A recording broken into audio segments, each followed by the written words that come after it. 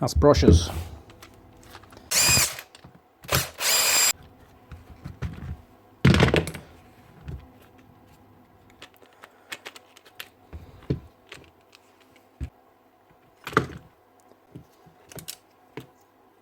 Lead's broken off.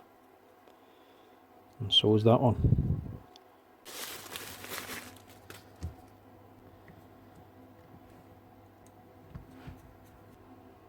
There's a wee notch for the brush spring to sit on.